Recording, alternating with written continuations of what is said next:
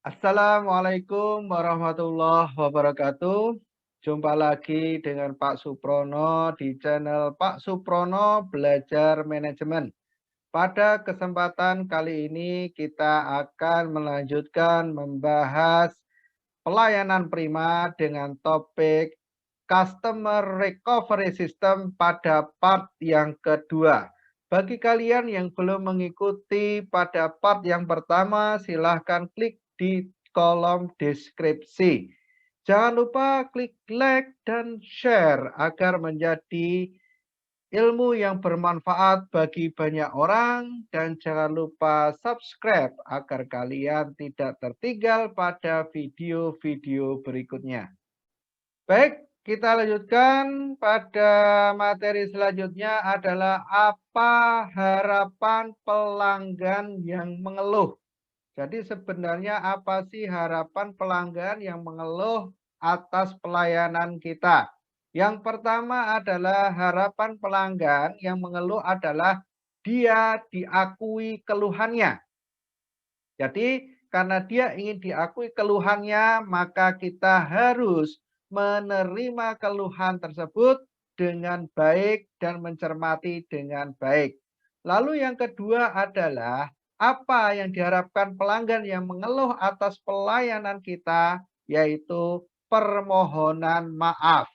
Jadi kita diharapkan dengan pelayanan kita yang kurang prima tersebut, kita memohon maaf kepada pelanggan kita atas ketidaknyamanan yang telah kita perbuat, baik itu tidak disengaja maupun disengaja. Yang ketiga, apa harapan pelanggan yang mengeluh? Yang ketiga adalah terselesaikannya atau terpecahkannya masalah yang dia angkat.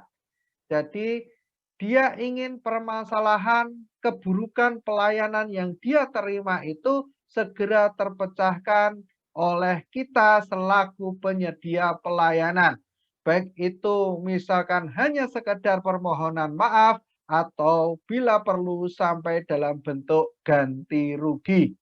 Kemudian yang keempat adalah yang diinginkan pelanggan dengan mengeluh adalah mereka ingin ada tindak lanjut dari peristiwa yang sudah terjadi tersebut. Apa tindak lanjutnya? Apakah dalam bentuk ganti rugi atau sekedar permohonan maaf atau yang lainnya? Lalu yang terakhir adalah pelanggan yang mengeluh ingin adanya kompensasi. Kenapa pelanggan ingin adanya kompensasi? Karena pelanggan menggunakan pelayanan kita itu tidak gratis. Karena tidak gratis, maka dia ingin kompensasi atas ketidaknyamanan yang mereka alami. Cost of service breakdown. Jadi biaya atas keburukan pelayanan ini diperlukan biaya 5 kali lebih besar untuk mendapatkan pelanggan baru dibandingkan dengan kita mempertahankan pelanggan yang ada, walaupun itu cuma satu orang dan di situ mungkin nilainya terlalu kecil. Oleh karena itu ketika ada pelanggan yang mengeluh, maka kita harus sikapi dengan baik dan benar. Jangan sampai pelanggan yang satu ini keluar dari jangkauan kita. Karena untuk menarik satu orang pelanggan lagi dibutuhkan biaya 5 kali lebih besar dibandingkan mempertahankan atau menyelesaikan komplain pelanggan kita yang lama. Menangani keluhan dengan profesional. Bagaimana caranya kita menangani keluhan secara profesional? Yang pertama adalah mengawali dialog dengan positif dan percaya diri, jaga kontak mata. Jadi, ketika ada permasalahan atas pelayanan yang kita berikan, maka upayakan dilakukan dialog dengan positif dan percaya diri. Lalu yang kedua, menyimak dengan empati. Dulu sudah kita bahas bagaimana caranya menyimak dengan empati. Ya, jadi kita tidak hanya sekedar mendengarkan, tetapi juga memperhatikan dan merespon atas apa yang disampaikan oleh pelanggan kita. Kemudian, benar atau salah yang kita lakukan, kita harus tetap meminta maaf. Inilah cara menangani keluhan yang profesional. Jangan karena kita merasa benar, kita lalu tidak mau meminta maaf. Ini salah. Maka benar maupun salah, kita sebagai penyedia pelayanan tetap harus mengawalinya dengan meminta maaf. Yang keempat adalah nyatakan bahwa Anda ingin membantu. Jadi, misalkan pelanggan tersebut mengeluh ketidaknyamanan atas pelayanan yang dia terima, maka kita dengan tulus ikhlas berusaha untuk membantu agar pelanggan tersebut menjadi nyaman kembali. Ya, dulu termasuk sudah saya kasih contoh, yaitu contohnya adalah seorang tukang bakso, misalkan dia dikatakan baksonya misalkan terlalu asin, lalu dia bagaimana caranya biar pelanggan itu merasa nyaman dan senang, maka dia memberikan imbalan dalam bentuk bakso yang lain yang dipersilahkan untuk dinikmati, bahkan diberikan untuk dibawa pulang, dimakan beserta keluarga. Ini adalah menyatakan ingin membantu konsumen itu agar puas atas pelayanan kita. Yang kelima adalah menggali lebih banyak informasi sehingga keluhan pelanggan betul-betul jelas.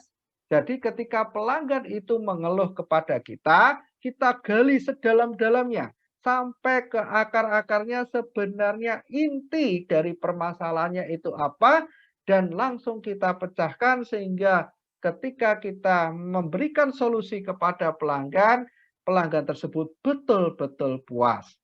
Kemudian yang keenam adalah mengecek pemahaman Anda atas apa yang diungkapkan pelanggan. Jadi ketika pelanggan itu menyampaikan keluhan kepada kita, pemberi pelayanan, maka kita jangan langsung pede kita sudah paham. Kita cross check lagi. Jangan-jangan yang kita pahami itu berbeda dengan yang difahami oleh pelanggan kita. Yang ketujuh adalah jelaskan pilihan atau tanyakan apa yang mereka inginkan. Jadi ketika kita akan memberikan solusi kepada pelanggan kita yang mengeluh, maka kita carikan alternatif pilihan. Mana di antara pilihan-pilihan yang ada tidak yang diinginkan oleh mereka. Yang kedelapan adalah saling menyetujui tindakan apa yang akan diambil.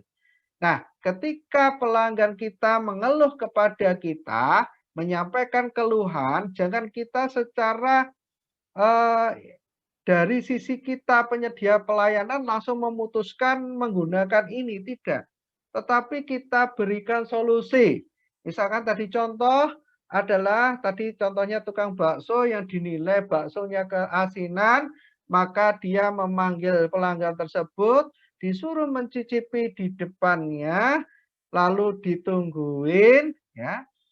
Nah, ketika dia sudah menikmati, ditanya apakah masih kurang memuaskan pelayanan yang diberikan. Misalkan kalau pelanggan tersebut sudah mengatakan, oh iya betul, berarti ini enak, berarti saya salah. Kita tidak langsung menerima seperti itu. Tukang baksonya tersebut lalu apa? Masih membawakan baksonya untuk oleh-oleh kepada keluarganya. Ini adalah saling menyetujui tindakan apa yang diambil.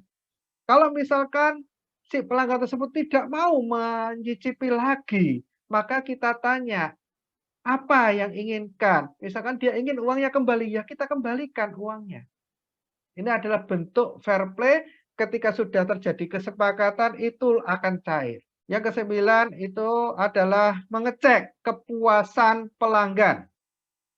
Jadi setelah kita saling menyetujui tindakan apa yang akan diambil, maka yang berikutnya adalah mengecek kepuasan pelanggan. Nah, setelah kita setujui tindakan dan kita berikan balasan atas tindakan tersebut, kita tanya, pelanggan puas atau tidak? Setelah itu kita berusaha untuk menjaga kepercayaan yang diberikan oleh pelanggan. Petunjuk-petunjuk tambahan. Nah, kita harus perhatikan bahwa ketika kita sebagai penyedia pelayanan, yang pertama adalah kita jangan sampai emosi atau menangis dan sebagainya. Kita harus bisa mengendalikan diri. Bagaimana caranya? Kita bisa menarik nafas dalam-dalam, meminum air putih dan sebagainya supaya diri kita tenang ketika menghadapi pelanggan yang komplain. Kemudian yang kedua, dapatkan perhatian pelanggan. Jadi ketika kita menyelesaikan suatu permasalahan, upayakan apa yang kita lakukan itu diperhatikan oleh pelanggan. Jangan sampai ketika kita berusaha memperbaiki pelayanan, pelanggan itu cuek, acuh tak acuh. Kemudian yang ketiga adalah kendalikan pelanggan yang keras kepala. Ketika ada pelanggan yang keras kepala, jangan dibalas dengan keras kepala. Kita harus tetap berlapang dada, pikiran jernih, kepala dingin. Kita ajak mereka mungkin masuk ke ruangan tertentu, kita kasih jamuan, kita kasih minum, kita kasih makanan, sehingga reda emosi dari pelanggan tersebut. Baru setelah pelanggan tersebut reda emosinya, maka kita cari solusinya. Jangan ketika mereka masih keras kepala, masih keras, masih membatu, kita ajak diskusi tidak akan berhasil. Kemudian yang keempat adalah gunakan pengulangan yang sopan. Jadi ketika kita menyelesaikan suatu permasalahan pelayanan, maka kita harus menggunakan sopan santun. Yang kelima, cari bantuan jika suasana mulai tidak terkendali. Jadi apabila kita menggunakan nomor 1, 2, 3, dan 4 masih belum terkendali, maka kita bisa minta bantuan. Kepada siapa saja bisa. Kalau di ranah negara ada istilahnya lembaga arbitrase atau LOD, yaitu lembaga ombudsman. Ini adalah lembaga-lembaga yang nanti sebagai mediator perselisihan antara perusahaan pemberi pelayanan dengan customer. Keuntungan yang diperoleh apabila keluhan dikelola dengan baik. Yang pertama, kalau kita bisa memperbaiki keluhan itu dengan baik, maka secara sendirinya kita bisa memperbaiki prosedur-prosedur yang tidak sesuai. Jadi kalau kita mengelola komplain, maka ketika kita melihat ada suatu prosedur di situ dikomplain oleh pelanggan, maka prosedur itu bisa kita perbaiki supaya bisa lebih memberikan kenyamanan kepada pelanggan. Yang kedua, dicabutnya produk-produk yang dianggap tidak layak. Jadi ketika ada komplain atas suatu produk dan produk tersebut tidak bisa dipertahankan, maka jangan kita merasa sungkan untuk mencabutnya. Bila perlu kita cabut dan kita tiadakan dari daftar pelayanan yang kita berikan. Kita ganti dengan yang lebih baik. Yang ketiga adalah lebih terampilnya staf dalam mengelola pelayanan. Jadi dengan adanya komplain tersebut, maka staf akan lebih terampil dalam mengelola pelayanan. Yang keempat, manajemen yang lebih fokus kepada pelanggan. Dengan adanya komplain tersebut, kita menjadikan manajemen akan fokus kepada pelanggan karena sudah merasakan bagaimana pahitnya ketika pelayanan kita dikomplain oleh pelanggan. Jika harus menolak permintaan pelanggan, ya kadang-kadang ketika pelanggan komplain ada yang di luar kemampuan kita untuk bisa menyelenggarakan permintaan pelanggan tersebut. Bagaimana menolaknya?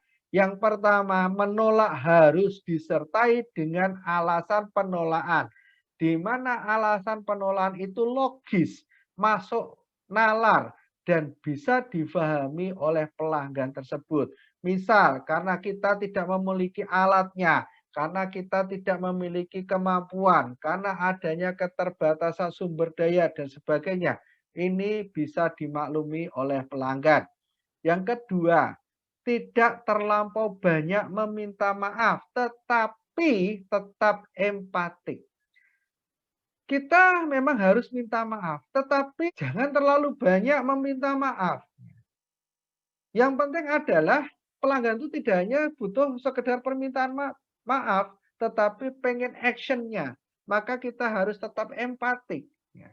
Minta maaf, tetapi juga harus disertai dengan action. Yang ketiga adalah pastikan Anda memiliki semua informasi yang mendasari keluhan pelanggan. Jadi ketika ada pelanggan itu mengeluh, itu kita harus tahu informasi dasarnya itu seperti apa sehingga kita bisa menyelesaikan keluhan itu dengan baik. Yang keempat, dengan positif. Ungkapkan apa yang dapat Anda lakukan, tawarkan solusi alternatif. Jadi ketika ada pelanggan tersebut berusaha menolak, maka kita berikan solusi-solusi alternatif yang dapat Anda lakukan, yang dapat kita sebagai pemberi pelayanan lakukan agar mereka menjadi puas. Hindari hal-hal berikut. Nah, ketika kita sedang menyelesaikan komplain pelanggan, kita harus menghindari hal-hal berikut. Yang pertama, memotong pembicaraan pelanggan. Dulu sudah kita bahas, ya, memotong pembicaraan antara kita dengan pelanggan saja tidak diperkenankan. Maka ketika kita itu sedang berhadapan dengan pelanggan yang komplain, kita harus mendengarkan dengan baik dan seksama. Jangan dipotong dulu, biarkan pelanggan menyampaikan sampai tuntas, sampai selesai. Kemudian yang kedua, walaupun kita benar, jangan kita membela diri. Jadi di dalam menyelesaikan komplain pelanggan, kita jangan membela diri. Jadi kita harus netral kondisinya, lalu seolah-olah pelanggan itu yang paling benar. Maka lari yang ketiga, kita harus pura-pura mengerti. Ini harus dihindari. Kita betul-betul harus betul-betul mengerti apa yang disampaikan oleh pelanggan. Jangan kita pura-pura mengerti. Makanya kita tuh jangan, yang kedua jangan membela diri dulu. Kalau kita membela diri dulu, maka nanti larinya yang ketiga, pura-pura mengerti. Maka kita jangan membela diri dulu. Asumsikan adalah pelanggan itu benar, lalu betul-betul kita pahami apa yang menjadi keinginan dari pelanggan. Kemudian yang keempat adalah berusaha menghindari tanggung jawab. Ini harus kita cegah. Karena apa? Ketika kita menghindari dari tanggung jawab atas komplain tersebut, ini akan menjadikan presiden buruk bagi pelayanan perusahaan kita. Maka kita harus bertanggung jawab. Kita terima dengan lapang dada segala kritik dan saran yang ada dan kita siap menerima konsekuensinya. Kemudian ketika kita sedang menghadapi komplain, kalau tidak sedang komplain, maka kita harus sering tersenyum, melihat dengan wajah yang cerah. kita dengan sapa yang santun dan lembut. Tetapi ketika kita sedang menghadapi komplain, jangan kita sering tersenyum. Ini malah memancing emosi dari pelanggan kita. Kemudian yang berikutnya adalah tidak meminta maaf. Ini salah lagi. Apapun tadi sudah saya katakan di depan, walaupun kita itu benar, kita harus meminta maaf. Kemudian yang berikutnya adalah memberi kesan jengkel. Nah, jadi jawaban yang kita akan lontarkan kepada pelanggan itu harus kita pikir benar. Jangan sampai ketika kita menjawab malah bikin jengkel pelanggan. Nah, ini problem. Nanti kalau pelanggan itu sudah menilai, ini berarti tidak akan solusi. Dia pergi, ya sudah, kita yang rugi. Pelanggan tidak rugi, kita yang rugi. Yang berikutnya adalah langsung melemparkan keluhan kepada orang lain. Kalau itu keluhan, misalkan saya ini pemberi pelayanan, keluhannya di depannya Suprono, ya Suprono yang harus menyelesaikan. Jangan di sini mengeluhnya kepada Suprono, dilemparnya kepada si A, si B, si C. Lalu yang berikutnya adalah tidak memberitahukan pelanggan apa yang akan Anda lakukan. Jadi setelah pelanggan itu komplain dan kita terima pengaduannya, setiap tindakan kita harus dapat persetujuan dari pelanggan. Kalau dapat persetujuan berarti secara tidak langsung diketahui oleh pelanggan. Jangan kita melakukan perbaikan tanpa sepengetahuan pelanggan. Bahkan pelanggan tidak diberitahu, jangan. Tadi misalkan contohnya adalah tukang bakso dinilai asin. Tiba-tiba tukang baksonya mengantarkan bakso ke rumahnya. Pelanggannya tidak tahu, loh ini bakso dari siapa? Nah ini tidak akan menyelesaikan masalah. Kemudian yang berikutnya adalah memberi kesan tidak percaya kepada pelanggan. Jadi kadang-kadang kita itu ketika menerima pengaduan dari pelanggan, itu kita lalu menilai pelanggan tersebut adalah negatif. Ini jangan-jangan hanya ingin dapat gratisan. Ini jangan-jangan ingin dapat kembalian uang dan sebagainya. Ini jangan. Jadi kita tetap harus menilai yang disampaikan pelanggan itu adalah positif, murni, karena dia merasa tidak nyaman atas pelayanan yang kita berikan. Lalu yang berikutnya adalah gagal dalam memberi pemecahan masalah yang memuaskan pelanggan. Nah, ketika kita sudah berhasil menarik pelanggan yang kecewa, kemudian berusaha menyelesaikan solusinya, ini upayakan sampai betul-betul tuntas. Jangan berhenti di tengah jalan. Jangan sampai di situ masalah tidak terpecahkan sehingga pelanggan itu tidak puas. Yang sering terjadi adalah masalah belum terpecahkan, kita sudah menganggap itu selesai, padahal ini pelanggan belum puas atas pemecahan masalah kita. Maka ini akan menjadi word of mouth negatif bagi perusahaan kita. Burnout, ancaman bagi service excellence. Nah, ketika kita memberikan pelayanan, kita harus perhatikan, ya, ketika ada komplain dan sebagainya, ini harus perhatikan hal-hal berikut. Yang pertama, merasa kurang semangat.